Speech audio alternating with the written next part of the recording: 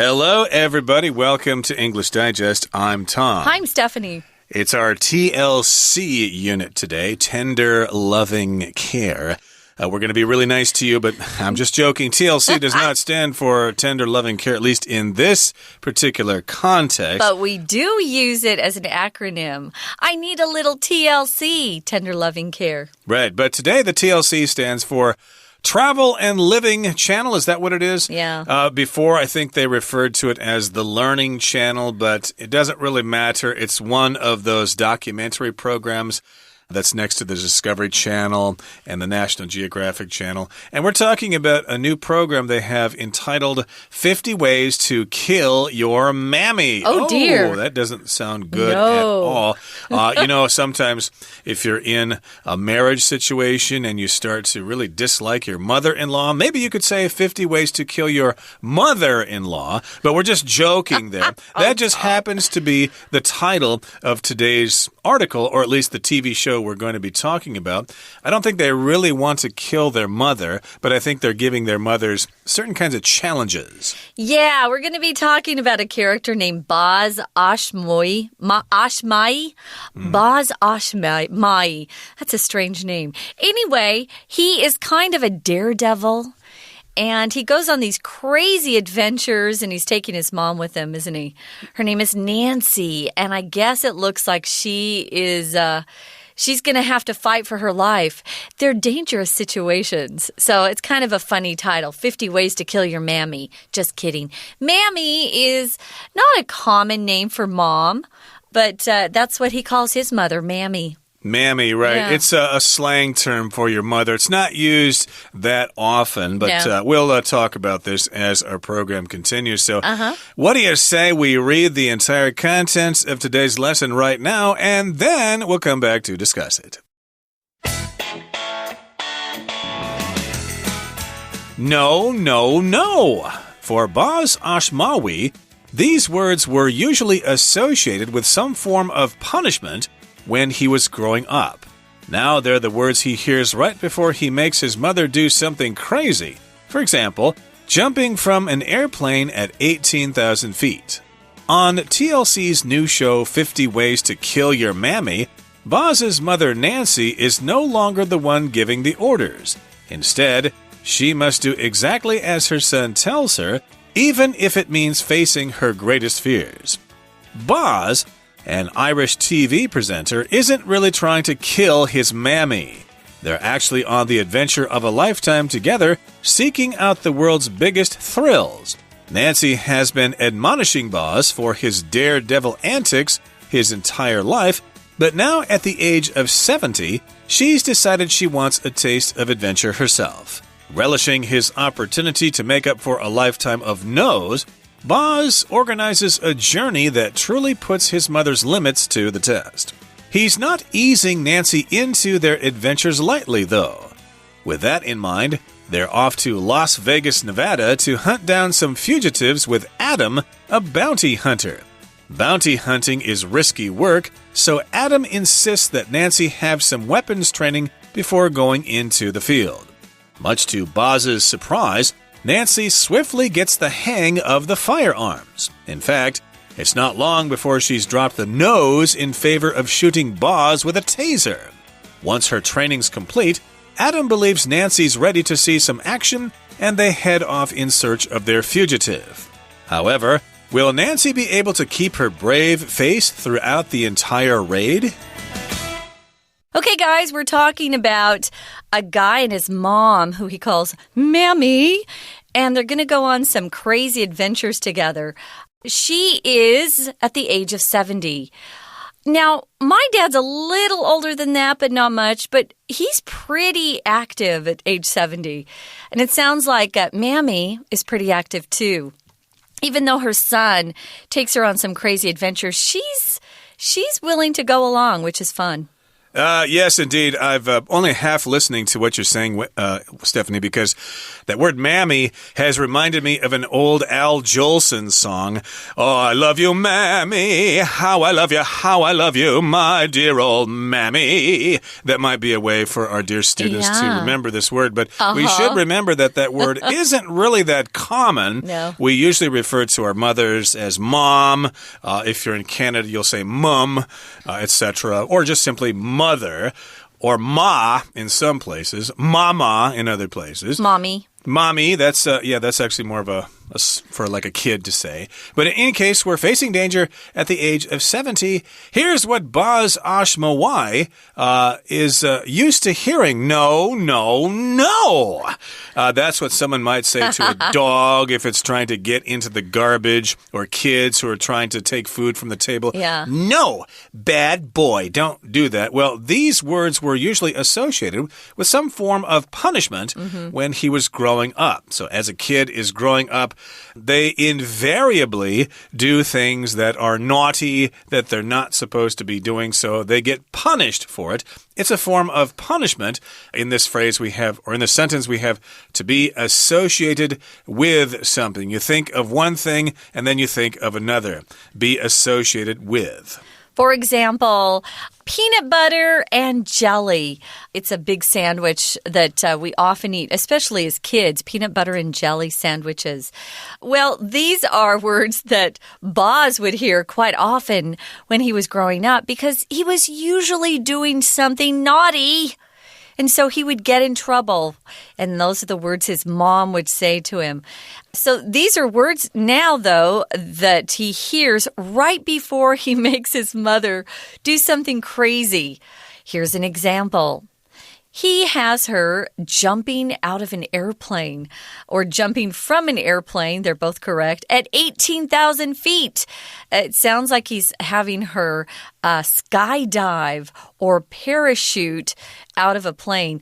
I haven't done that yet, and I really can't imagine doing it at age 70. Yes, I'm not quite 70 years old yet, though. Very soon, just a couple of years. You're I'll be much 70 younger. years. Stop Well, it. in any case, though, some people at the age of 70 are quite active, so I guess she doesn't have any fear here. She's going to jump from that airplane at 18,000 feet. Most jet airliners fly at, 29,000 feet? 35, yeah, I'm thinking like that. much higher, yeah. So this is about half that height, but still, that seems kind of scary. And on TLC's new show, 50 Ways to Kill Your Mammy, Boz's mother, Nancy, is no longer the one giving the orders. Yes, indeed. The mothers give the kids orders when they're young, and when the kids grow up, then they turn around and give the parents orders. Maybe sometimes. I'm not saying you should do that. I'd get in big trouble if I suggested that. Be very kind to your elderly parents. Yeah, indeed. Sometimes, though, younger people are kind of mean to their parents, though. So I see that be sometimes. patient. Yeah, you got to be patient, It's folks. not good. Your parents were good to you, so you got to be good to them. Yeah. But in any case here, that's the name of this program, 50 Ways to Kill Your Mammy. That also reminds me of another song, 50 Ways to Leave Your Lover. I thought you were going to sing that a while ago. Yeah, you didn't think I was going to start singing an Al Jolson song, did you? No, that shocked me, actually. Okay. So we've got Mammy, who is Boz's mom. Her real name is Nancy, and she's really no longer the one giving the orders. If you order someone around, you say, do this, do that. And as a child, your parents have to tell you what to do, especially to keep you safe sometimes, like, don't touch that. The stove, especially when it's hot. Well, now, here the situation has changed. We could even say the situation has reversed itself. The tables have turned. That's right. She must do exactly as her son tells her, even if it means facing her greatest fears. So what's your greatest fear? I don't know, but skydiving is definitely up there on the list. I don't know if I'm brave enough to just jump out of a plane. You don't always land safely. One of my friends, she landed wrong. She'd been skydiving for years. She landed wrong and had to have surgery on her knee. My goodness. So you have to be careful. Yeah, you got to be careful with those daredevil sports. Yeah. So in this particular case, it's Boz who is giving the orders. You will obey my orders, mother.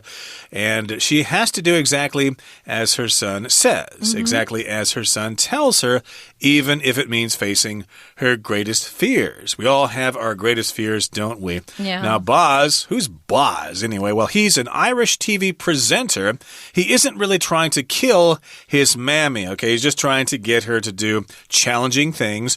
He's a TV presenter. That is a person who works in TV, and this means they probably give the news. No, they're the host. Oh, the host of a program? Yeah, they call hosts in England, not Canada, but in England for sure, they call them presenters. We just call them TV hosts.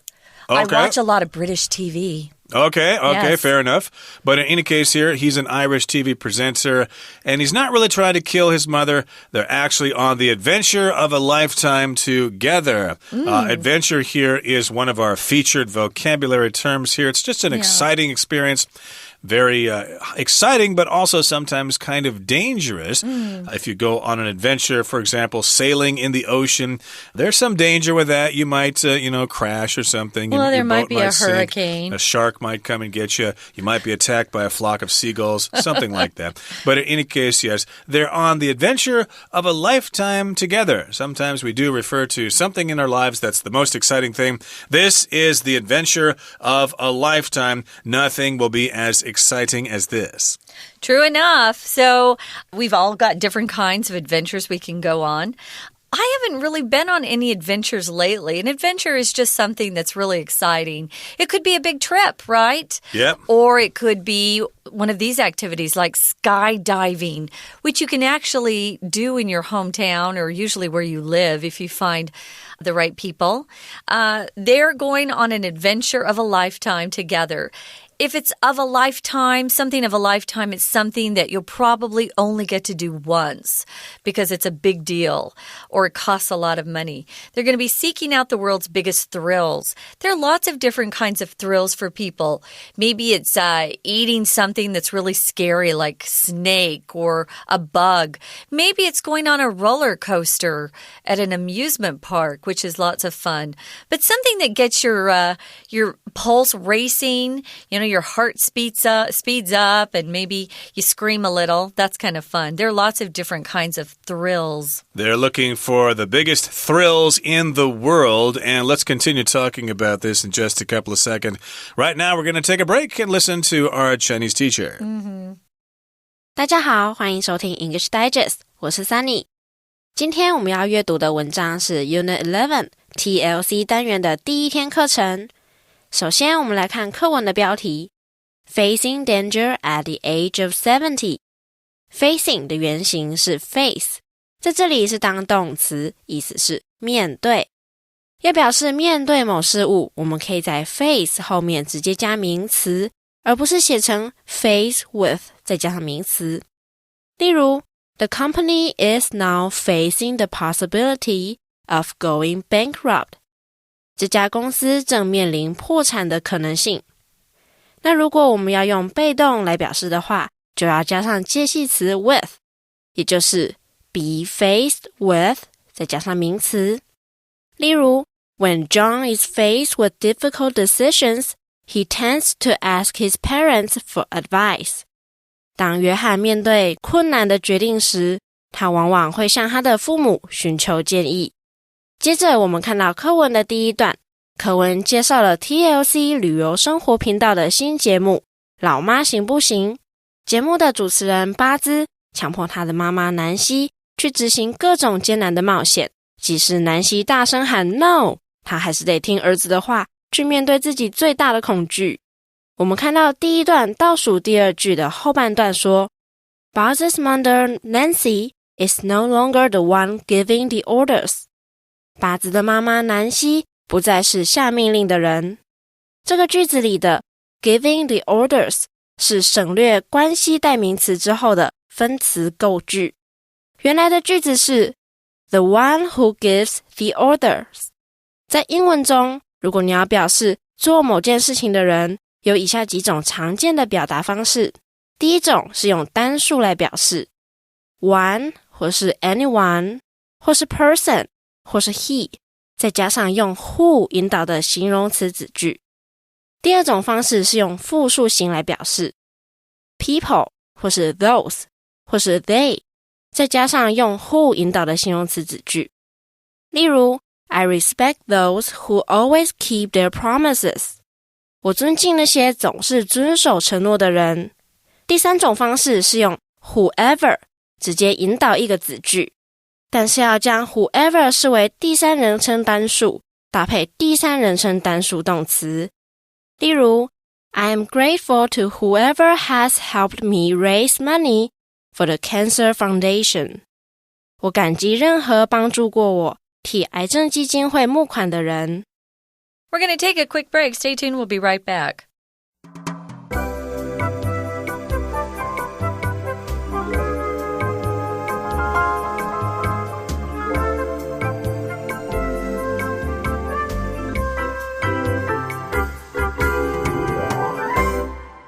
Okay, let's continue with our lesson. Again, we're talking about this TV show on TLC entitled 50 Ways to Kill Your Mammy. We've got an example here in this show. We've got Boz Ashmawai, and he's taking his mother on the thrill, or on the adventure of a lifetime, I should say. We did talk about the fact that she's going to jump from an airplane at 18,000 feet at the age of 70. Well, who is Boz anyway? He's a TV presenter in Ireland, and he's on this show. They're on this adventure of a lifetime, and they're getting some thrills. Now, Nancy has been admonishing Boz for his daredevil antics his entire life. In this sentence here, we have the word admonish. That means you kind of warn someone, and maybe you threaten them with punishment because they're doing something that you don't like, or they're doing something that's wrong. So admonish. I admonish you not to start smoking. It's a terrible thing. You might get cancer and die if you do that. Yeah. So he wants to do some crazy things. If you call someone a daredevil, it means they're willing to try just about anything. I have a cousin who's a daredevil, and he's almost killed himself a couple of times doing crazy things. An antic is sort of a trick or some sort of stunt. That's another word for antic, a stunt that someone wants to pull. He's been like this his whole life, you know, and she's been getting after him or admonishing him, or scolding him is another word we could use, scolding him, for a long time. And now she's 70, and she's decided, if you can't beat him, join him. There's an idiom we use that sometimes you just can't get people to change, so you might as well just give in and go do it with them. She's decided she wants to be a daredevil now, and she wants a taste of adventure herself. A taste of something means to try something. Yeah, to get a sampling of something, have a taste of excitement here. And the next sentence here says, relishing his opportunity to make up for a lifetime of no's, Boz organizes a journey that truly puts his mother's limits to the test. So he is relishing this opportunity. Relish here just means you have great enjoyment when you're doing something. I relish in the opportunity of hiking to the top of Ali Shan. Well, I guess it's not really a mountain, it's a range there, but in any case, I relish the idea of traveling to Ali Shan. And he's relishing or really enjoying the opportunity to make up for this lifetime of no's. Now, it's not nose, that thing on your face. No apostrophe S. No here being treated as a noun, and many knows. Yes, he's heard that a lot in his life, so he's kind of making up for this. And to make up for is like compensating for something. Yeah, so he decides to organize a journey that truly puts his mother's limits to the test. If you put someone's limits to the test, or put anything to the test, you kind of go and see if they can handle it. Sometimes when they're coming up with new cars and things, they're going to put that car to the test, or its limits to the test, to see how fast it can go, how fast it can stop, things like that. So he's going to put his mother and her limits to the test to see how much she can take before she gives in or says, I quit. I could say, for example, having to babysit my brother's daughter really put my patience to the test. Or you could say it really tried my patience. There's such a, well, she is such a wild little girl. It was really hard to babysit her. Of course, this happened years ago. Let's move on now to the final paragraph. It's pretty long here. He's not easing Nancy into their adventures lightly, though. In this sentence, we have the verb to ease, which is being used together with the preposition into. To ease into something, that just means you slowly get used to something. Gee, this job is kind of challenging. It may take me a while to ease into the job. I've got to learn everything, learn the ropes. It's going to take me several weeks, so I'm just going to ease into it. Yeah, and if you want to go and run a marathon, you can't run 26 miles the first time you go and exercise. You have to ease into it. So you gradually build up your ability, right? So with that in mind, they're off to Las Vegas. That's located in Nevada, which is a state in the western part of America. It's north of my home state of Arizona. And they hunt down some fugitives with Adam, a bounty hunter. Wow, this is really actually very dangerous. Yeah. A fugitive is a person who has either escaped from prison. Maybe they escaped from prison and they're being hunted or chased down by the police. Or they haven't been arrested, but police are looking for them because they know they've committed a crime. So this is very dangerous stuff here. A bounty hunter is someone who is paid money to find these fugitives. If he finds them, he's not a law enforcement officer. He's not a policeman. This is his job. If he catches them, he's paid quite a bit of money. It's kind of nice. That money he's paid is called the bounty. You might put a bounty on someone's head, for example, if you want someone to find them or kill them. Yeah, you got to be kind of mean to be doing something like that. And I don't know how dangerous these fugitives are, but bounty hunting is risky work. Of course, those fugitives don't want to be caught, you know, so they're going to have guns and stuff. They're not going to give up easily. So it can be risky. You could get hurt or even killed. So Adam insists that Nancy have some weapons training before going into the field. My goodness, this sounds kind of dangerous here. A weapon is just something you use to fight against someone. And much to Boz's surprise, Nancy swiftly gets the hang of the firearms. He probably thought, oh, it's going to take her forever to learn how to use a Smith & Wesson pistol or a rifle or a machine gun or an AK-47. But hey, she gets the hang of it swiftly. Swiftly just means really quickly. And to get the hang of something means to understand how something works. Like kids, it doesn't take them much time to get the hang of riding a bicycle. Or getting the hang of using a new computer, or getting the hang of using a new piece of equipment. You just get used to it, so you're comfortable doing it. A firearm can be any type of weapon that shoots. So rifle, pistol, machine gun, as you said. So in fact, it's not long before she's dropped the nose, telling her son, no, I don't want to do this, in favor of. So she's stopped saying no, and instead she's replaced that, or she's using something else in favor of the nose. What is that? She is wanting to shoot Boz with a taser. Ooh. A taser is a special kind of weapon that shoots electric current, I think, into someone's body. I think it's actually got wires or something. The things stick in them. It does. It sticks in it, and it shoots that electricity into their body. Yeah, it's kind of weird. I've never seen one myself, but I understand that police officers use them in the United States, so don't do anything naughty there. You'll it's get very shot hard with to kill someone with one of the tasers, but it has been done, just so you know.